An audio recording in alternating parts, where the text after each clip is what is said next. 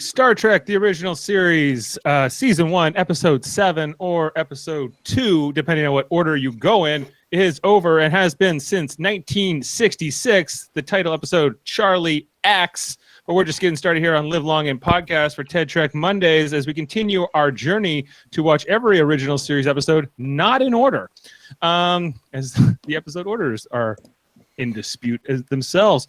Let's bring in the namesake of our podcast as we continue this journey along with my dad, Ted. Dad, how are you doing tonight? Well, I'm really named as Charlie. Yeah, your real name is Charlie. So yes, I could be Charlie X. Yeah, Charlie X.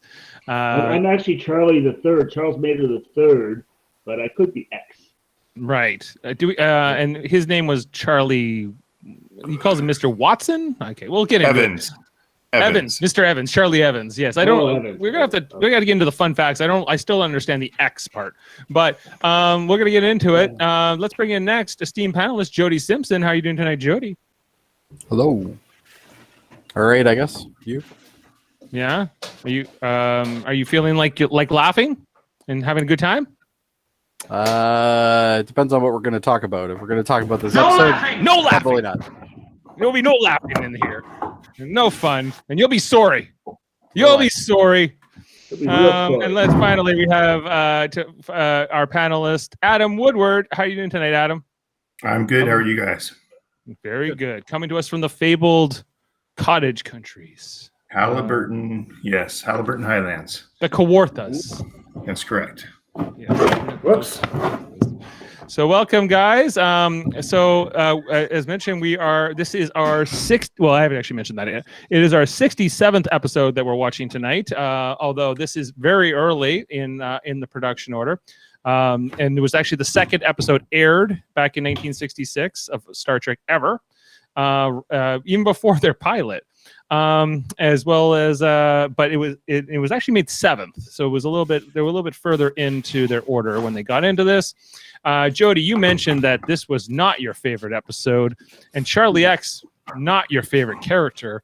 And I'm with you. I'm with you on this. Although I don't think it's a poorly written story. I think it's just more that the performance is very. Oh, they could have easily made this a 20-minute episode. It's so slow. It's very slow. We get to go to the Enterprise dojo for a bit. There's some interesting stops along the way. Janice Rand is the victim of a stalker, but she'll go on to do that many more times. This is just the beginning in this whole first season. And a poor young yeoman, she gets turned into an iguana for some time. One lady gets her face erased. And Laughing Merv or whatever he was from the dojo, he got vanished, but presumably he came back. If this kid was on my ship, he would already be shot out of an airlock. Yeah. Yeah, so there was some very interesting things that came up in this episode, but the premise is pretty simple. That they're meeting up with another ship called the Antares, who we do get to see here in this remastered version, which is kind of a neat looking ship. To kind of like, I don't know what I didn't look up what it looked like back in 1966, but it looks like a bookend. Yeah, it's a very bulky looking ship, but it's meant to look not as like sophisticated or as like the Enterprise. It's meant to be like kind of more of a freighter. They call it a survey ship. Like science ship, yeah. Yeah. And so they found this guy Charlie, who they explain in like maybe the opening captain's log. He was, I don't know, abandoned at the age of 3, or he was the only survivor of a crash when he was about 3, and then he grew up on this planet by himself, and he also now has like psychic abilities. I think that they kind of know this coming in or something like that. So anyway, he comes aboard with the captain and the navigator from the Antares, but they're acting a little suspicious, a little sus, if you will, because we're seeing some hints here in the opening scene that Charlie's kind of maybe pushing their buttons, making them say certain things, but it's not super obvious. But they kind of like drop him off and leave pretty quickly. And Kirk, I don't know. Kirk doesn't seem to have a lot of time for this mostly, but he's like, that's a lady, that's a girl. Because he's never seen a girl, and that's mostly the premise that what if a boy grew up never meeting people, in particular women? What would happen? And apparently you'll turn into a monster. I thought the premise was sexual assault and singing. That's what I thought it was, but all right. Well, yes, there was some serenading from Nichelle Nichols in the Uhura. She was giving us some good tunes there. Good maybe is the I don't know generous. if good would be what I would call it. Well, right. What kind of a vocal accompaniment you put to a Vulcan lyre? I don't know. That? Okay, let's talk about the panel. Dad, what did you think of this episode? Yeah, okay. Not. I wouldn't send it back to. I wouldn't put it in a bottle and leave it here for the future to find. Okay. Charlie wants you to know. That wasn't nice. All right, let's go over to Jody. Jody, I already know what you think, but could you articulate it, perhaps? If you want things like sexual assault, you want stupid whiny kids, you want crappy music that goes way too long, you want just a story that just drags out, this is the episode for you, Dave. All right, well, I'm always looking for those things.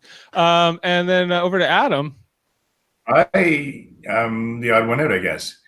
I kind of liked it.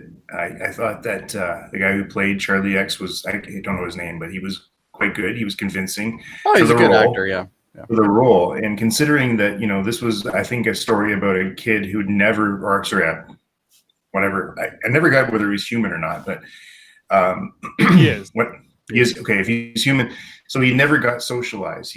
And he's got this incredible power to make people do things or change the history or whatever he wants to do. And so when he throws a temper tantrum, guess what happens? He gets his way. And, he's thrust into the crew of the Enterprise, trying to fit into social norms, which isn't happening. He meets a beautiful woman for the first time, falls in love, and he's turned off and turned away.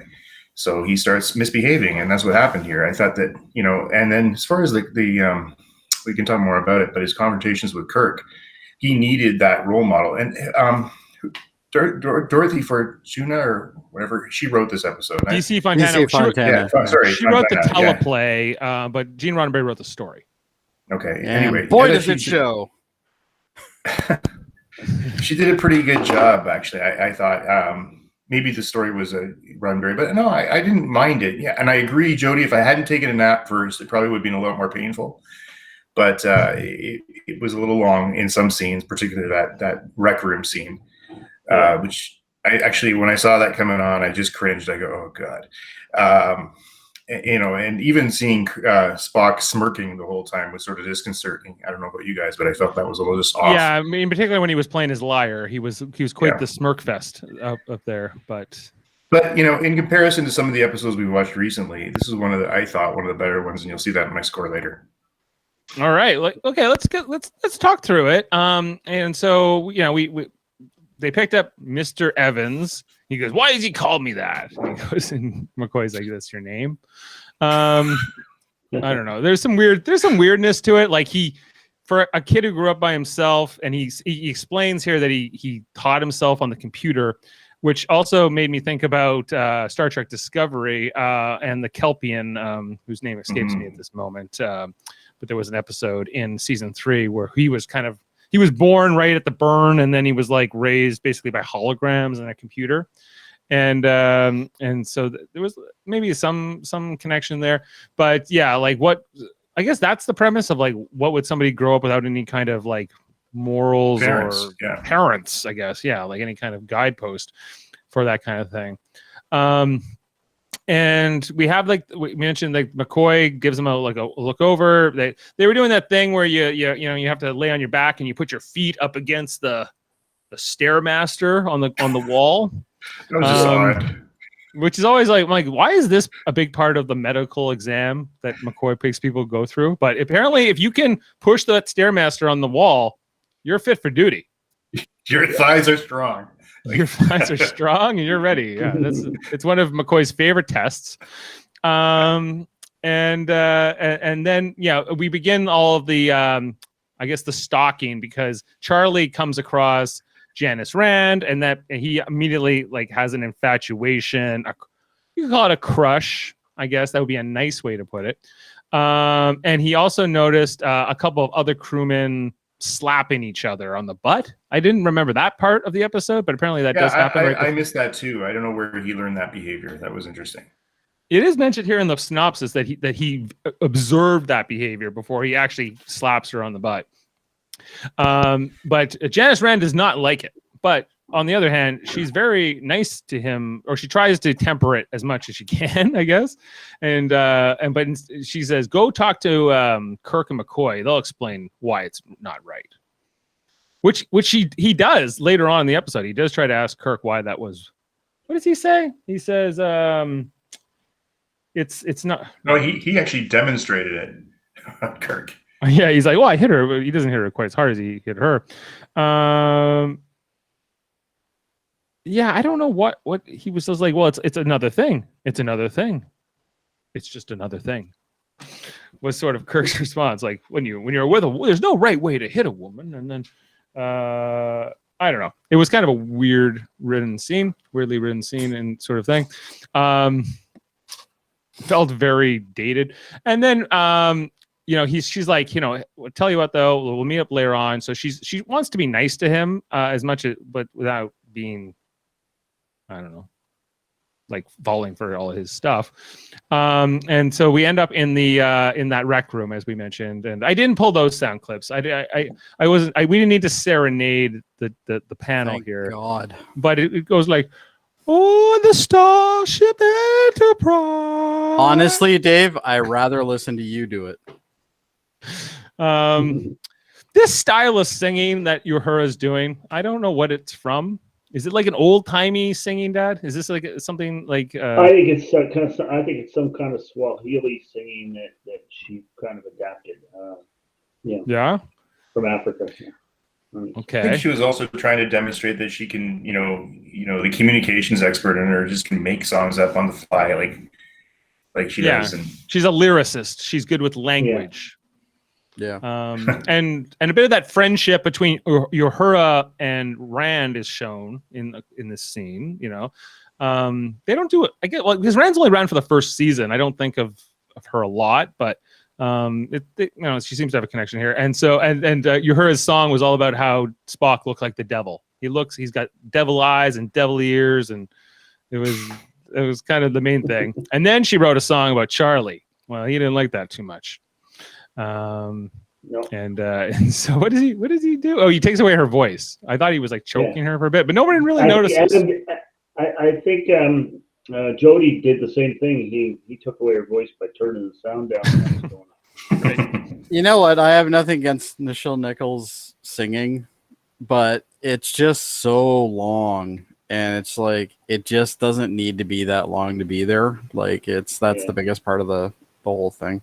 It's just that entire scene is like almost 10 minutes. Like it's brutal. Yeah, it's long. It could be trimmed. Another one of the 50-minute episodes, Adam. Yeah, I said, I know there's lots of comments about that, but it was feeling long. I can admit that. Let me ask you this though. It was Kirk was saying that it was Thanksgiving to the ship's chef, and we don't normally hear from the chef. He's not normally in the mix in the plot, but we know that in Enterprise that they were employing chefs, and it appears like on some level here. And so Kirk says it's Thanksgiving on Earth on this given day. Do you think it's American Thanksgiving or Canadian Thanksgiving, Jody? American. Yeah, probably. American, but probably. We don't know.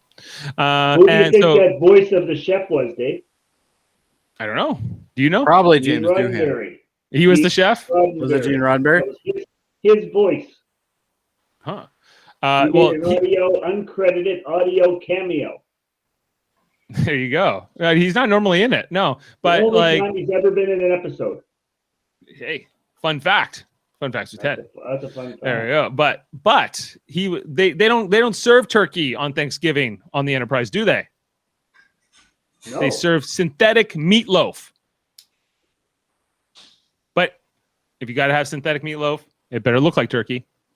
The turkey-shaped meatball in the galley ovens has turned into real turkeys. Yeah, they turned into real turkeys. Yeah. Which I'm sure was I don't know if that was a pleasant surprise for the crew or not.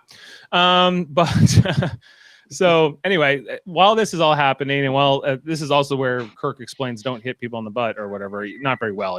His explanation to Charlie is very weak. But they get a call. Hey, Captain Ramart from the ship, the Antares, is calling us now. And so, and Charlie's like, oh, can I follow you up to the bridge? And we find out they get up there. It's the Antares who's trying to warn the Enterprise, because I guess now that they're out of range of Charlie, they're not under his spell, under his mind control, and they've come to their senses and they're like, we got to tell him that he's a creep, and he's going to be following your yeomans around. He's gonna be slapping ass. He's going to be slapping asses. He's going to be making people disappear, turning them into You know what? iguanas. You know what was wrong with that scene, though? A couple of things is like, the briefing was not near good enough for what it should have been. Like Kirk should have been told, okay, here's what you're getting your hands into here. We think you can handle it. Give us some Saurian brandy, please, instead of rushing off like they did. But it just seemed, you've got one starship churning over whoever to another starship, and then all they get is here he is. He's 17 years old and never been, raised by humans. Enjoy. Like, that wasn't really. And they were, and their explanation was, well, clear, you're going that way. You're going to Earth Colony 5. So therefore, yeah, and clearly they knew what they were doing. They've had some run-ins with this guy. Oh yeah, but what they were able to speak, like the extent of Charlie's powers is very inconsistent throughout the episode. Like whether he can make Spock like sing and dance, he can break legs, he can bring them back, but his power over Kirk is much less pronounced. No, but I don't think it wasn't that he didn't try. It was that Kirk I think gave him that the father figure that he needed. He needed that discipline, and we all know as parents that sometimes you have to raise that voice a little bit to make things work, and not all the time, certainly, but I think that he was craving that. I mean, and Kirk was able to shut him down at one point and say, essentially, get off my bridge and stop bothering my people. You remember that scene? Mm-hmm. And he left the bridge in the turbo lift, and he was throwing temper tantrums the whole way down. But right. But I think that was the point, is that he could control him. Kirk could control him, and I think that was one of the weaknesses of the writing in the show, is that if they spent more time on that relationship, it was also like that episode of Next Gen where Picard, they found the human who had been raised by the kid that yells all the time. Right, and played the loud music in Picard's room. Remember that? Yeah. It was another very similar episode. Right. Yeah, you're jogging my memory. I hated that episode too. Right. Yeah, like Star Trek does a version of this story a lot. Yeah. Right. They were a merchant vessel in this episode. The Antares was a merchant vessel. A merchant vessel. Considered a starship? Oh, was it? Was it a merchant vessel? I thought they were. A merchant vessel, yeah. I missed that. I sort of didn't pay attention to the beginning. I thought they were a survey ship, and we even see here like the guy who's like the I think this is the navigator. He was like wearing kind of the original pilot looking uniforms with a different symbol on his chest. Uniform. Yeah, that's why I thought they were definitely surfing. But apparently they're a merchant vessel. Yes. So I guess that's the SS Antares, not the USS Antares. I guess so. It just says Antares. Right.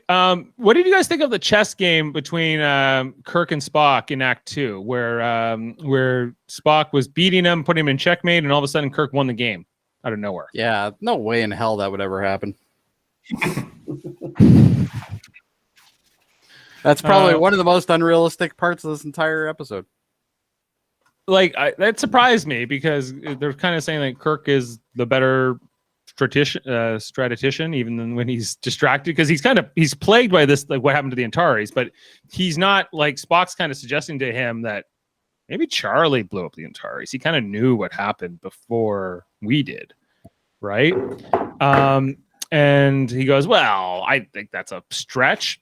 But anyway, so Charlie then shows up, and Kirk leaves and trades places with him, and so Charlie and Spock play chess for like 2 moves, and Spock beats him pretty quickly, and we see Charlie, he melts all the pieces, all the chess pieces, to nothing. Yeah. Cool effect that was, by the way. Yeah. And so, yeah, I was like, uh-oh, he's got some power here. Then later on, Janice Rand is trying to unload or trying to sort of get Charlie off of her case. And we meet another yeoman, yeoman Tina Lawton, who is near Charlie's age. So presumably she's 18, I guess. Was she like a Chekhov kind of? Yeah, I guess so. I was kind of confused by. She's Kirk's side piece. Like, she's very young to be out in space in Starfleet. Yeah, this looks a little weird. But apparently that they have crew members up that young on board, but Charlie's not interested in her. He's only got eyes for Janice. So later on he'll turn Tina into an iguana for some reason.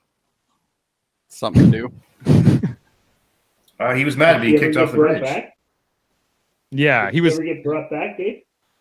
Well, we don't see it. Like he would like the what are they called? Those the Thasians, these aliens who show up who gave him his powers. They kind of show up at the end and say, "Well, we couldn't save the first ship. Like that's done. But everybody he may disappear or he turned into whatever. That's all come back on board the Enterprise. Oh, okay.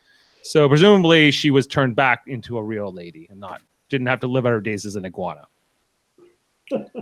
Presumably. And Sam also meant, because there's a whole scene where Kirk takes Charlie to the dojo with his friend Sam, his sparring partner Sam, and we get Kirk without his shirt off for quite a bit, Jody. Yeah, and spandex.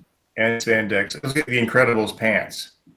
Yeah, like there was the only thing incredible is this fat ass didn't fall out of them. That's the only thing that was incredible about those pants. With Kirk? Yeah. My God, they were tight. There was some tightness. They were basically tights. I've seen. I'm normally comfortable with my sexuality, Dave, but yeah, they were more like ballet pants, I'd say. Dave, how old would Kirk be when he filmed that show? That's probably probably what, mid-30s. He's born in 33, I believe, and this was filmed 66 in 66, July of 66. So he's about 33 years old there. Yeah, 33. And how many years ago was that? That's 55 yeah. years ago. From 1966, 70, and 50. I think he just turned 90. Yeah. So, or he's about to. Star Trek turned 55 this year, didn't it? I guess he'd be about 34. Yeah, he's in his mid 30s, I'd say, yeah. Early to mid 30s. But this is maybe the best. Like season 1, Kirk is the best in shape. Kirk, Shatner. Oh, for sure. Season 3 is the other end of the spectrum. And yeah. So anyway, so like this whole thing where Charlie's like, I don't like it. I don't like this game. I want to learn how to fight. I want to learn how to do this. And it's just like, ugh. This scene was too long for me, Jody. Longer than the rec room scene. They all are. Yeah, it was. I don't know. I was kind of interested to see these areas of the ship. The best scene in this show is definitely the end credits. Perhaps, but don't you like, Dad? Do you like seeing the different parts of the ship where this was the exercise area where you can have some sparring? Yeah. Like your American gladiators or something. Yeah. Nah. It didn't really mean anything at that point. Well, the Enterprise has always had a gym. Like they showed that a lot in Enterprise, and then Enterprise, and then sometimes on Next TNG. Next Gen had the things where they were always doing those weird Klingon things. Yeah, and then DS9 maybe not so much. Voyager had some gym stuff. Well, they would have fencing sometimes, right? Like, or you would see. Wasn't that one where like Riker and his dad were doing that like martial arts? They're fighting with those armor things on. Yeah, like yeah. There he goes. Welcome back. Which, funny enough, there's a scene in the Lower Decks season 2 trailer that has a recreation of that. Funny you should mention that. But are you guys talking about the giant Q-tips? Yeah. Giant Q-tip things, yeah. And the tights and the outfits that they were wearing in that gym, and just also just like like different times that starships have shown these kind of areas of their ships. I think it's the outfits they wear or they chose for the future working out stuff is always fascinates me on Star Trek because they don't look good. They just for all the great costumes and not only that, Adam, but they also don't look like you could actually work out in them, like at all. Like mobility is very restricted. Well, very martial arts driven. Like Kirk's choice to wear no shirt and everything else is a little bit interesting. But here, if we look at just a quick photo over here of Sam, we're gonna see maybe what the full outfit looks like. I'm just pulling it up.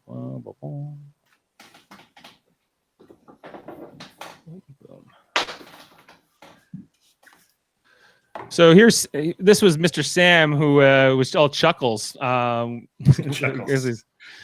With Charlie don't like it. No laughing.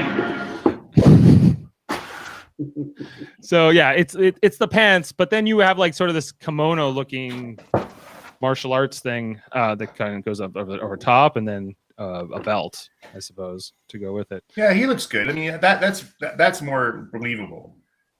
Right. Yeah. But Kirk's like pants kept riding down on him every time he did these little flips and whatever. So yeah, it was kind of whatever. He almost did the reverse Picard maneuver. The only thing I like is I think what they wore, those big white outfits when they did the Tai Chi, like the Klingon version of Tai Chi, on Next Gen. Yeah. Yeah, we were just talking about like when Riker and his dad had that like martial arts thing. Yeah, I heard you. Yeah. Or cheesy squares or whatever it was, and I would like, and I saw that maybe they referenced it in Lower Decks, maybe in season 1. They referenced it, but there's actually a scene in the trailer for season 2. Oh, okay. Where Mariner's wearing it. Yeah. I was like, oh, they're bringing that back. Okay, cool. So anyway, so then Kirk, he makes Sam disappear after Sam's laughing at him with doesn't like it.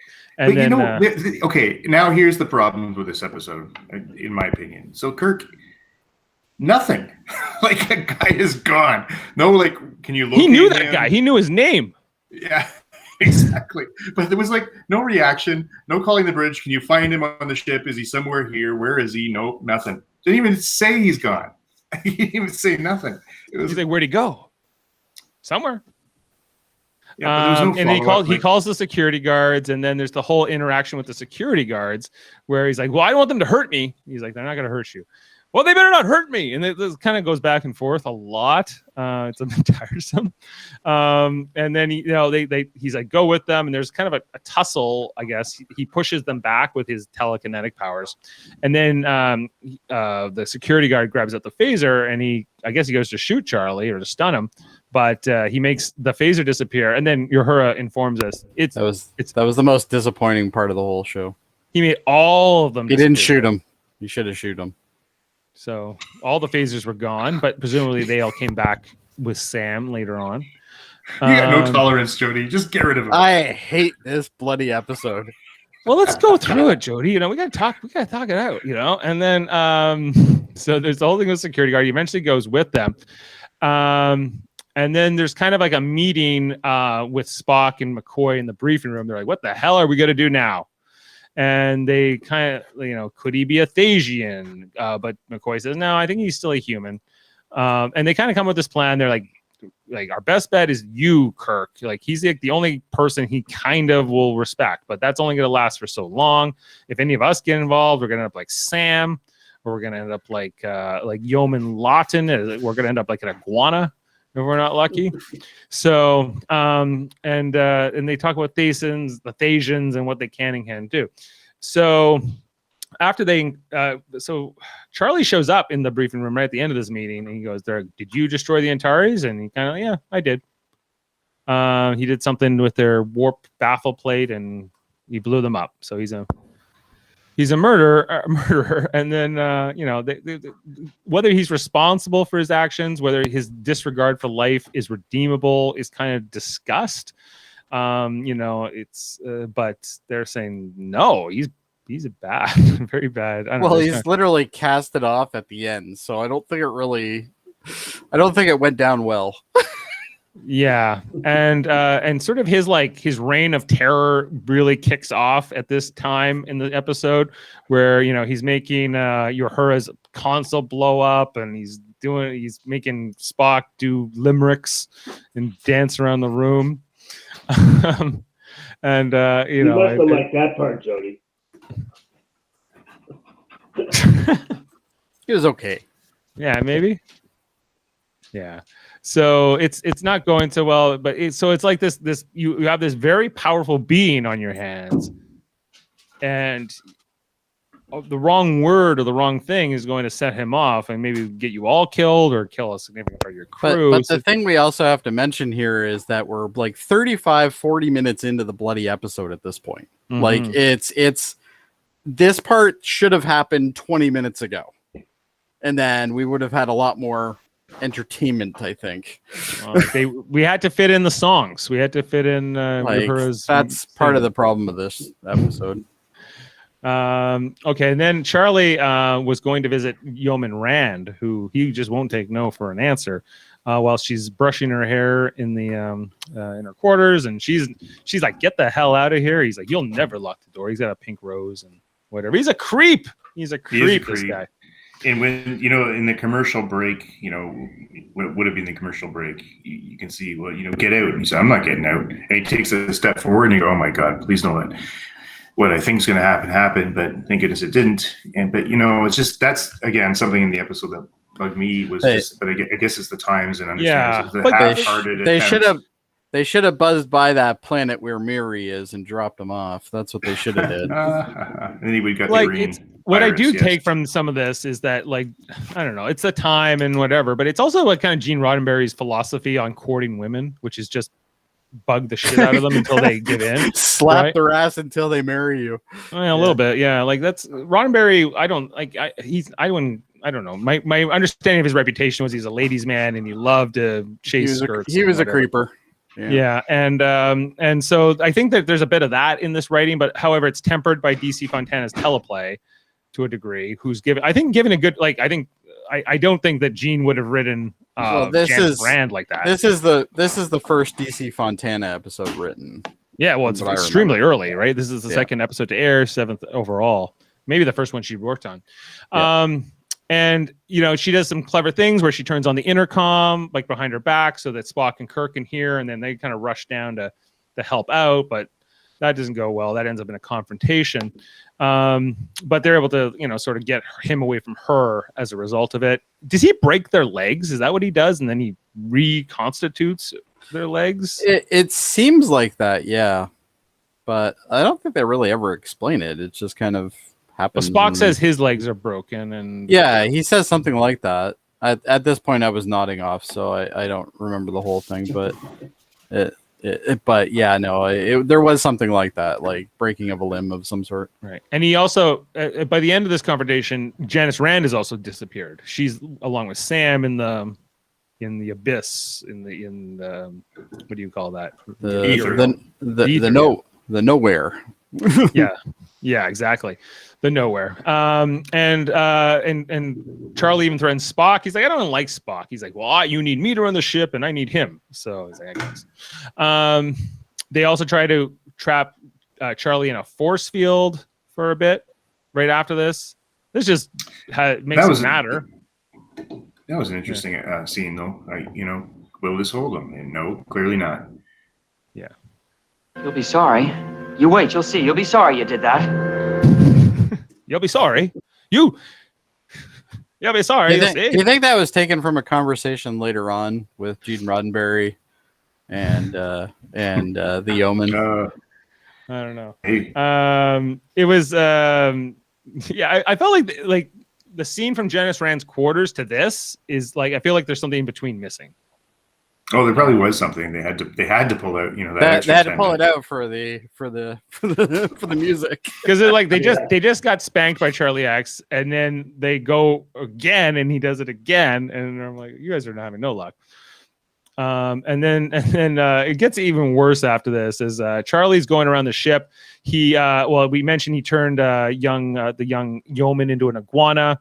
He also made one of the ladies, one of the other officers, he turned her old, and he also this lady was laughing, I guess, and he didn't like it. He turned her into the Blank from Dick Tracy. No laughing! Yeah. I wonder what orifice she was breathing out of. Yeah, I don't know how the Thasians corrected this exactly, or maybe they had to cut a hole to her lungs, or I'm sure she didn't have a nice day. I'm sure. Yeah, that's a bad time. Although, if you notice, there was the officer, the woman who was like young and then she was turned old. She was wearing pants, not the. I saw that. Yeah, I was like, oh. Well, everybody knows when you're old, you wear slacks. But she wasn't old when she started. I I don't know. know. Just kidding. Anyway, so yeah, Charlie is doing his best to make us hate him. Throughout especially this part. It wasn't hard, really. It wasn't hard. We weren't loving him, but now he's really gone full like monster. Can you imagine when they were auditioning this guy and then he pulled the eye thing? Like that was he was like, the only redeeming thing about this entire episode, in my opinion, is his acting. Like his acting is good. His acting was good. I thought Kirk was again believable in this episode. Spock annoyed me. Spock was terrible. Who played Charlie Evans? He was played by Robert Walker Jr. Walker, yeah. Who's Robert Walker? Robert Walker Jr. He's passed away 2019, not too long ago. That's unfortunate. Yeah, but he made his film debut opposite Kirk Douglas in The Hook, 1963. I don't know. I'm not gonna read his whole biography, but anyway. So the final act. Is he British? That guy? Is he British? No, he's from New York City. Oh, okay. Yeah. So the final act, and then there's this kind of confrontation, which is on the bridge where Kirk wants his ship back. So, they know that they can't hear. They at one point they're like, there might be a communication coming in, but Charlie's preventing Uhura from hearing it. It ends up being the Thasians, but he's like, is there a ship out there? And so Kirk kind of goes, I would say like a Hail Mary move here. And he's just like, Charlie, it's you or me, man. We're taking this on. And what was the plan where Kirk and Spock were going around pushing buttons? I think they were trying to interfere with his like wavelengths or something, something. Yeah. As more equipment got turned on, he lost a little more control. Right. Yeah, and it seemed like that if this was a good tactic, you could have with the 400 people you have on board, you could have amped this up. Well, I think it was a spur of the moment thing, though. Yeah. Well, he didn't like Charlie in his chair too much, and and so there's kind of like he's like, "Don't push me, Kirk." I don't know exactly what he does to him, but he could do a lot worse to him too, right? So their fight is kind of like it feels like Charlie is. What's the word? Like holding back, I guess. He's not going full psycho. On Kirk, he has some kind of affection for Kirk. He has some kind of respect for Kirk, even up until this point, which is, I don't know. I guess he's just like he's never been around people, never had a father figure kind of thing, and he wants that really badly. But his real dad shows up, the Thasian, in his green dick real ship. dad. In his smoke ship. So the Thasians, I guess they look human, or at least he takes the appearance here. So he says, well, in order for Charlie to survive on this planet, when he was 3 years old, we gave him all these abilities, but he, he escaped from the planet on board the Antares. We didn't let him go. We intended to sort of keep him there, and he's too dangerous. Like we're really sorry that he blew up the Antares. We're really, sorry that he's such a dick. Can you do something? We'll take, and I thought that the moral debate here was actually strong here at the end, where Kirk's trying to figure out what to do. Because Charlie's like, no, don't put me back with them. I can't go back with them. They're you can't touch them, I guess. That's his biggest thing. And they don't have emotions. They just matter. They're just like gas. Yeah, so it's just living with a bunch of gas people, which I guess could be unfulfilling. It reminded me of another episode where the same kind of thing happened at the end. Yeah. But I forget which episode it was. They came for the guy and turned him back into the clouds. Just took him back. But Yeah. what's the right thing to do here, Dad? Is it like should he go back with humans and face for his crimes? He should be dissipated. Get rid of He should him. be what? Taken out. What happened is right. The Thasians took him back. He lives out his days Yeah. as a Thasian. Yeah. I disagree. I think they should have tried a little harder to keep him, and I just think that Kirk, it was half-hearted. Trying to how much do I really want to put into this and bring him back? Don't let a guy like that be loose because he could do so much damage. Jody, did you find it odd that Kirk didn't ask, like, can you just take his powers away? Yeah, well, yes and no, because Kirk half the time doesn't have that kind of foresight to begin with. If they could have taken his powers away, then I'd say. If they take his powers away, isn't that like having it both ways? He's not dangerous, and no, he'll just be a sex offender from now on. Well, I think he would have to go to jail or some kind. He would have to face penalty for killing the Antares and just shoot him out of a fucking airlock. Be done with it. Or just send him. He can live out his days on Thasus. Colony. I clearly don't have the same sympathy for this character as you guys do. Well, he's kind of a victim. I completely do. I feel sorry for the whole. I send him back to the Thasians or whatever they're called.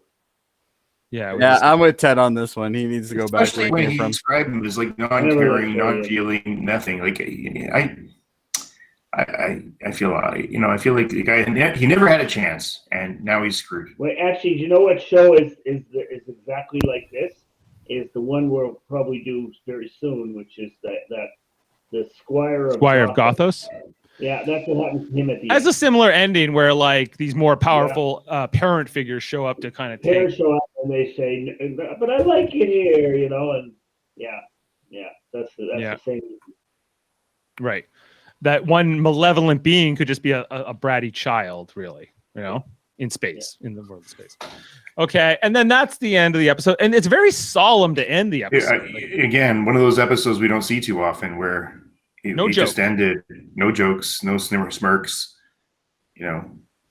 They had to fit a joke in after Kirk's brother died. They felt the need. Yeah, they still put one in there. A joke in the end. Here, no, they were like, nah. But that was Kirk's brother. That wasn't some little pissant kid who showed up with superpowers. Like, this is... Yeah, like that. That's Kirk's brother, and they still threw a joke in. Yeah, like a little forced, I thought. Like, it would have felt more like fitting for this sort of bit to be the ending, where you're just like, oh. And then, of course, he told Janice Rand it was going to be okay because she looked like she was worried about it. Probably had a sore ass, too. Well, who's to say? All right, so let's get into some fun facts. Oh, wait, I'm just reading something here. Charlie X, this is great. Charlie X is puberty in space, as only Star Trek can do it. Puberty in space is only that kind of sums that up, yeah, pretty much. Jody, would you have some trivia for us? Charlie X when that episode was made would have been 26 years old. He was 26. Yeah. We gotta understand why he's named X. I don't know. Well, maybe that'll come up. Maybe it won't. That might come in the fun facts, but he's 26 years old in this show. All right. He looks like, unlike a lot of actors who are playing like younger, he's not too bad. I thought he was convincing for 17. I'm reading off of this monitor today, so I'm not going to be facing you while I talk. Sorry. True to his training as a method actor, Robert Walker Jr. chose to remain in his dressing room and not interact with any members of the cast, as would help his characterization of a strange, aloof person. So that's kind of cool. So that was neat. Well, he's separating himself from everybody else, right? So that kind of makes sense. Yeah, right? you hear about actors doing this. Like, I guess if it works for them, good for them. Yeah, and as Ted just mentioned, Robert Walker Jr. was 26 at the time, and he was playing a 17-year-old Charlie Evans. Yeah. All right. Scotty and Sulu do not appear in this episode, although 2 words of Sulu's dialogue from Star Trek the original series Mantrap were dubbed in when Kirk calls the bridge from the gymnasium. So didn't even get paid, man. He got shafted on that one hard. That's how it goes. That's just how it is. The term United Federation of Planets has not been developed when this episode was made. The series frequently changed the name of the organization which the Enterprise serves during the early episodes. In this one, it's United Earth Space Probe Agency, or Yeah, which they do come back UESPA, to. They, pronounced by Captain Kirk as USPA. The name was later used in Star Trek Enterprise as one of the Federation's precursor agencies. So there you go. Right. They found a way to work it in. Yeah. It's like Spock, Kirk was getting memos all the time. Okay, we're going to call it this week, Oh, I'm sure, yeah. Well, it's developing at this point, right? Yeah. Captain Kirk reveals that there are 428 crew members aboard the Enterprise in this episode. So there you go. This episode was originally scheduled to air further into the season, as all action took place aboard the Enterprise, and it is basically teenage melodrama set in space age, both by which NBC disliked. However, it is as it required no new outer space special effects shots. Actually, all Enterprise shots are recycled from the two pilots. Its post-production took way less time than the other episodes, and it was chosen to be the second episode to air out of necessity because they didn't want to obviously have to do all the after effects. Because the other stuff probably wasn't finished yet. Exactly. There you go. Yeah. Doesn't mean it doesn't happen after those things. When Kirk and Charlie have their final confrontation, the camera moves to a rare floor view of the bridge. This close-up shot shows that the set is carpeted. This is probably done as a noise absorber, given the set to pick up noises like plumbing and squeaking floors. The material itself is ozite, a portion of which sold at the Profiles of History Star Trek auction in June 2002, but I don't have a price. So sorry, guys. I remember when ozite first came out. It's like a foam kind of carpeting kind of stuff. Yeah. There you go. Yeah. Publicity stills of Grace Lee Whitney were used on the playing cards Charlie modifies. So those were actually her publicity photos that they reused.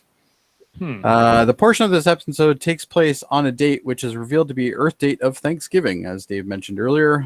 This episode takes place in November of 2266. So. It could be Canadian Thanksgiving. We don't know. No, that's November. It's November. It's obviously Canadian American. Thanksgiving is October the 9th. I know, but we don't know. Maybe it's Canadian Thanksgiving that's the main Thanksgiving in the future. We can't be sure. It's possible, they I guess. did this in November. That's the American Thanksgiving. So for most of this episode, Charlie wears a gold wraparound jacket, which appears to be an unused early version of Kirk's green tunic, made for Star Trek: The Original Series, The Enemy Within. It is apparently too big for him. Yeah, it was a little big on him, and I was like, what is this wraparound? It looks like a prototype of Kirk's version. The grates on the floor of the corridors disappear in later episodes. In one scene, Charlie takes great delight in watching a technician lower some tubing into one of these floor grates. We see like a little bit of the grate there with the iguana. Yeah, there you go. Good. I'm glad you even had a picture of that, Dave. Good for you. Okay, this is the only episode shot after the pilots to have no exterior views of the Enterprise during the updated series model. Good to know. But they did it in the remaster. They added the ships. Yeah. Yeah. Okay, the script called for the Antares to be seen dwarfed by the Enterprise. So there you go. And so isn't it nice that they can add these things in later? Isn't it nice? Yes. It still looks pretty big for only holding 20 people, though. Yeah. It's true. It's true. It's a freighter. After Charlie transforms Tina Lawton, which is the blonde hair that wasn't the one that was always getting sexually harassed, into an iguana, the noise the reptile makes is the sound made by the small creatures at the end of Star Trek: The Original Series Cat's Paw. There you go. Okay. Oh, like those little like pixie things that like were like wow, wow yeah. we're dying. That those things.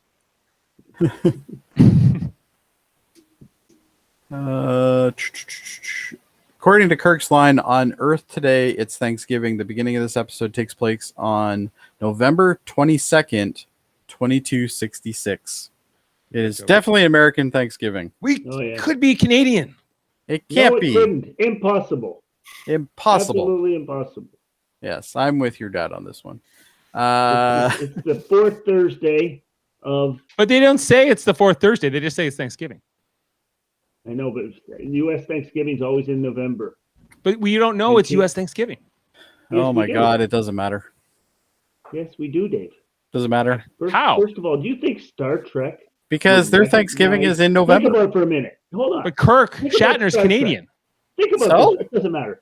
He's not playing they a have Canadian. No intention of ever He's from recognizing Montana. Canada in any way, shape, or form, Dave. He's from Montana or something, isn't he? Because he says Iowa. that in the movies. Iowa. No. Iowa. That's right. Yeah, Yeah, they don't recognize Canada in any way, shape, or form. that's That's right. right. Yeah, That's Canada right. didn't even really exist. Let's be honest. Come on, get your head straightened on. The Thasian at the end of the episode says, "quote Everything is as it was." The same exact line was said in Star Trek: The Original Series, "The City of the Edge of Forever." Yes, that's right. Cisco also liked to have Thanksgiving dinner on Deep Space Nine, although he puts too much tarragon in the stuffing. If you ask Michael Eddington. Yeah, and one more thing, just to make sure everybody knows, a total of 20 people died during this episode. All on the Antares. Yes, Yes. body count What it about was the- 20. What about the guy who got disappeared? No, he came back. He was Well, they came restored. back Oh, because yeah. all that was is now or something. Except for the Oh. Antares. I just said it a second ago. Yeah, Uh, they couldn't be brought back. As for the name of Charlie X, no idea, and it's nowhere. There's in the nothing about this trivia. title. Nope, No, sorry. but it was originally Yeah, not going to be called Charlie X. It was going to be called. It had another name to it. Here, I got it. Gene Roddenberry had written Oh. one sentence synopsis of this episode on the first page of his original series outline. And under the title, he put "The Day Charlie Becomes God." The page is reproduced. That doesn't explain the title, though. I'm disappointed. I thought you had it, Dave. I thought I had it too. No. Wow, my hat's kind of dirty. What's going on there? Got like a little fluff on there. The premise of this episode. The episode was known as Charlie's Law, a name which survived in the James Bliss adaptation of the episode for Bantam Books. In a scene in the script which did not air, Charlie's Law is stated as "You better be nice to Charlie or else." That doesn't explain it either. Nope. You know what? You know what we should explain right now, Dave? The rating. Let's get to Yeah. the ratings. Segway. They're losing a point just because they don't explain their title. They're losing many points for me. Did I lose you guys? Nope. I'm here. I lost those two. Those two, I can We're still I here. I'm You and I here. are. can hear them all. When I did that, I lost those two. I'm here. Dad, I'm what's your here. rating? 5.2. Oh, that's pretty low. You ain't seen I'm on nothing yet, 7.5. Dave. 7.5? Are you on drugs? I'm 7.5 I don't know too, what those Dave. guys want. because 7.5 for both of you? fallen You guys are off. definitely on drugs. Oh, I've lost everybody now. Uh-oh. You better reconnect. Oh. Well, we're all here. We're all here. Well, yeah, but if you can't hear us, what is it going to do, right? Oh. So we're having technical. Adam? You know what, Ted? You should sing a song while we wait. Are you there? Let Jody. I was here the whole I think time. Adam's gone, but he No, said I'm 7.5. I see Adam. I'm Hold on, here. I'm going to refresh. I don't see Adam, so I guess Oh I my got to God. refresh now too.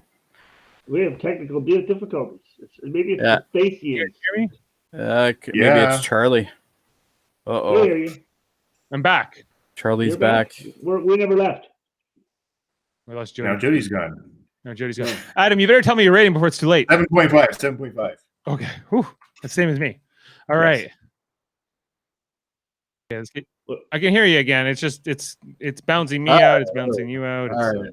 We're having Uh, technical. You didn't like your rating. what's your Uh, rating, Jody? This is a 4. Ah, Whew. All right. You guys are on some sort of drugs. I don't know what it is. Ted is the only one that has any sense here. what the heck? I don't know Ted what's and Jody going on. green together. My gosh. I completely agree with Ted. This is. I gave it a little bit lower though because like there's just too much sexual harassment in it and too much of everything that shouldn't be in it. Yeah. Like, so with this whole episode, just so you can see there, guys, our rating tonight came out to a 6.1 with me and Adam a little higher than Ted and Jody. You're definitely high. It has a 7.1 on IMDb. This is a fairly well regarded episode. So we're kind of in a 6.6. So this is definitely below any kind of averages we have, even by season 3 standards. Look at the one just 2 above. We rated 8.2, and it was only 7. So sometimes it's higher, sometimes it's lower. That's just kind of a guidepost. But yeah, there's it's all over the place. We can see the season 1. We're consistently giving season 1 and season 2 better. Let's pick the next one. What's left? Let's do the Squire of Gothos. You want to do that now? Yeah. All right. I will show you the way that ended. Couldn't be any worse. So that would be our 68th episode. Same. Squire of What's that? Gothos, season 1, episode 18. The same. It's one of my favorite Star Trek episodes. Really? Oh, that's good. Yeah, it's like kind of like the original Q episode, if you think about it. Yeah, it's kind of a fun episode. I've avoided watching this episode because I don't like the costuming. Because he's dressed like Napoleon. Yes, and now I will watch it, but I don't think I've ever seen this one. No. Yeah, he acts like a 17th or 16th. A 17-year-old spoiled Napoleon. All right, don't tell me anymore. Yeah, with like unlimited power, sort of thing. So I really, it's got who's that actor who played him? It escapes me right now, but I believe a Canadian actor who. How many episodes do we got left, Dave? Well, this next one will be our 68th, so we'll have 11 close. left. Oh, we're almost into the 10. We're almost into single digits. We're almost near the end. Yeah. It's been a long Spock's road, brain. Dave. We're getting From closer there to to here. Spock's brain.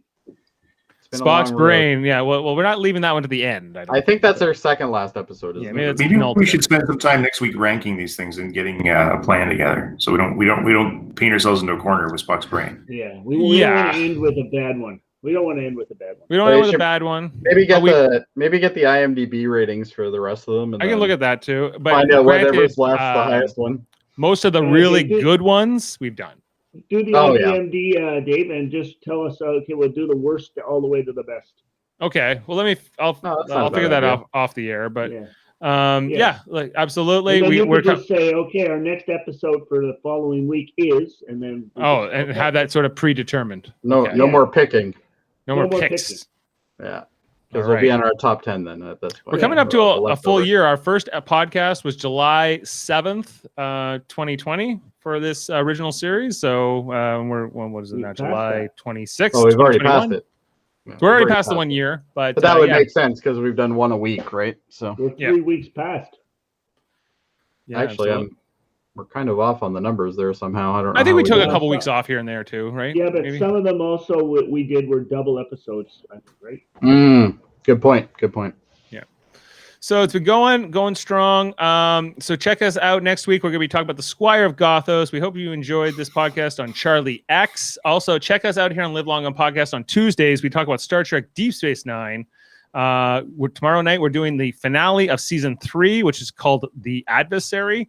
That's where Commander Sisko becomes Captain Sisko. Good episode. Goes full hawk. Better than this episode.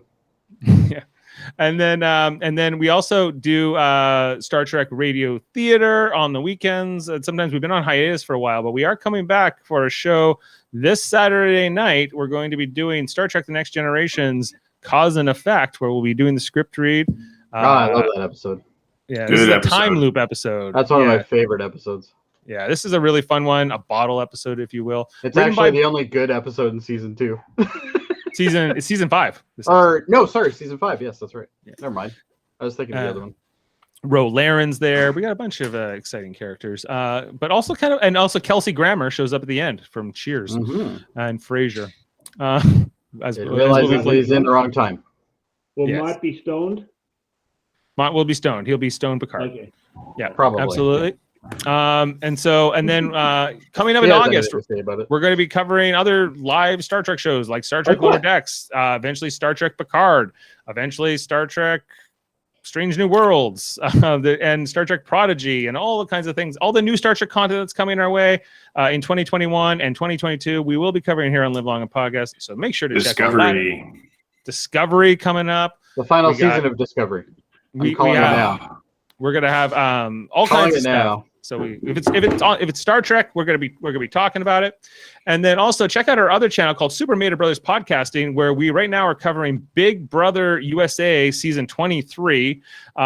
Check that out every Sunday, Wednesday, and Thursday night at 9:30 as Jeff and Jaemeel and I talk about this season. We're going into week 3 right now. It's quite the season so far. So if you like Big Brother, check that out. Also, we talk about other stuff on that channel, including Marvel Cinematic Universe and different things. Can everyone hear me still? Yep. Okay. Cool. And then our third channel, which is called Trivial Debates, we just came off our monthly episode on the weekend. We had Mike O'Connor hosting, Jody, Adam, and Jeff Mater competing. If you haven't listened to that yet, make sure to check it out. There was some really interesting debates and things that went on. I think you'll really enjoy this one, and we're going to be having one again at the end of August, although to be determined, although we think that the Seymour brothers will be back. So I think that's all of the shows. Can you see me? Yep. Yeah. You can see me.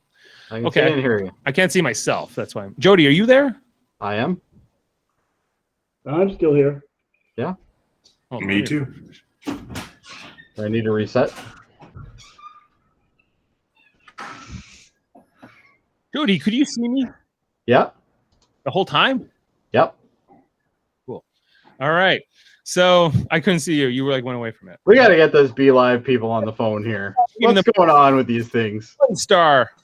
All right. 1 star. Will not buy again. Yes. All right. Okay, everyone. Thanks, Dad. Thanks, Adam. Thanks, Jody, for talking about Charlie X, even though you didn't want to, Jody.